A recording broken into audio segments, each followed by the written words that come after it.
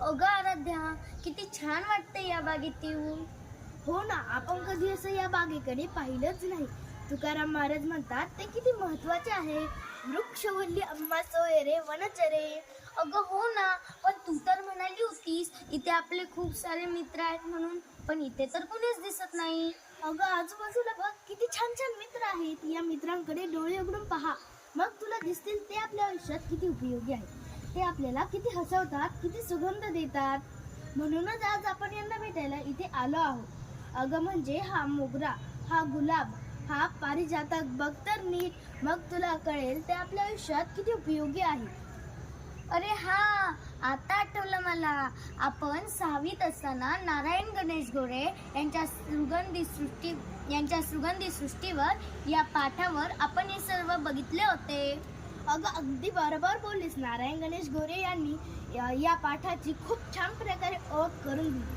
आपण त्यांच्या सुगंधाने मोहितच होतो. ती सुगंधी फुल झाडे कशी लावतात, त्यांना लावण्यासाठी किती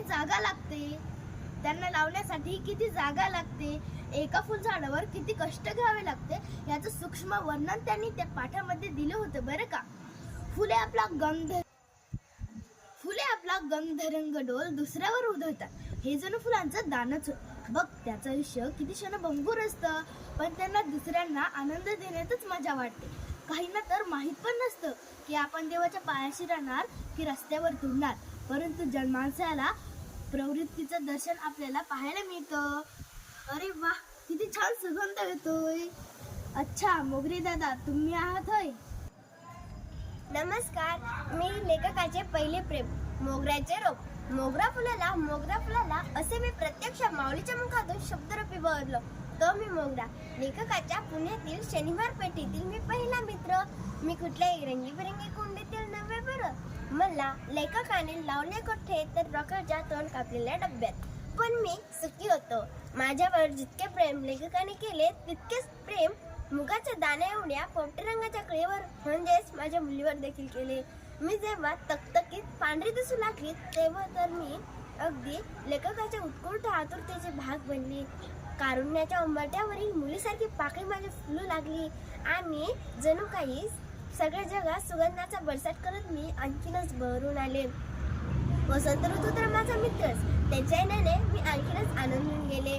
मित्रांनो, 6 पाकळ्यांची मी पण जगाला सुगंधित करण्याची ताकद माझ्या मृत्यूनंतरही आहे. ती म्हणजे उत्तर रूपाने साधी सोपी नव्हे बरं. 13व्या शतकात ज्ञानेश्वरांच्या अभंगाचे भाग बनले म्हणजे माझा इतिहास इतका जुना आहे. तर मी इंडोनेशिया आणि फिलिपिन्सचे राष्ट्रीय फूल देखील आहे. एवढा मोठं असलं तरी लेखकाने लावलेल्या झाडाचे फूल म्हणून मी त्यांच्या आनंदात अभिमानाची साखर होतो. रजनीगंधा फूल तुम्हारे यूही में के जीवन में. अरे वा, खरंच ही फुले किती छान दिसतात. मी तुमची लाडकी गुलछडी. रजनीगंधा फूल तुम्हारे यूही में के जीवन में. मनातील मी लेखकाच्या जीवनातील दुसरा मित्र. निशिगंध, निशी म्हणजे रात्र, गंध म्हणजे सुवास. बर का, रात्रीच्या वेळी तुमच्या जीवनात सुवागंध पसरून जातात, अगदी कोणालाही न मागता सुबक आणि सुंदर दिसायला. विठालदार हिरव्यागार छडीपर्यंत हरण टोकापर्यंत गेलेली माझी फुले पाहिली म्हणजेच निशिगंधाला गुलछडी हे नाव मिळाले असे लक्षात येते. जणू काही फुलांची छडीच आहे. नळीसारख्या आकारातून पांढऱ्या रंगाच्या 6 पाकळ्या घेऊन येते. म्हणून मी ट्यूबरोज जणू काही माझे सारे वैभव चवड्यावर उभे राहून मी जगाला दाखवत असते, अगदी रात्रीच्या प्रहरात देखील. धन्यवाद. अगं अदिती, ही तर माझी सायलीची वेल. आपल्याला भेटायला हिची नाजूक आणि सुगंधित फुले. नमस्कार, मी लेखकाची छोटीशी मैत्रीण सायलीची वेल. पांढरी शुभ्र व सुवासिक फुले देणारी, सायंकाळच्या मंद्र प्रकाशात फुललेली व त्या फुलांच्या सुगंधाने सर्व वातावरण सुगंधित करणारी मी. धन्यवाद. अगं दीदी, या बागेतून आपण किती सुंदर सुंदर मित्रांना भेटलो.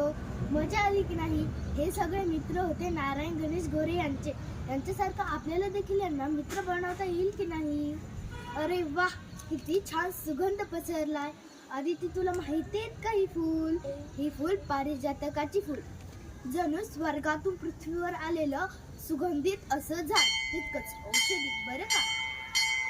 बहरला पारिजातक दान फुले का पडतात शेजारी, असा मी लेखकांचा मित्र म्हणजे पारिजात. म्हणजे पाहू, एकदा श्रीकृष्णाने मला सत्यभामासाठी स्वर्गातून आणले, पण सत्यभामा रागावली. ती म्हणाली, माझ्या दारात हवा पारिजातक. मग श्रीकृष्णाने मला सत्यभामाच्या दारात नेऊन लावले खरे, पण फुले पडली रुक्मिणीच्या दारात. गंमतच नाही. धन्यवाद.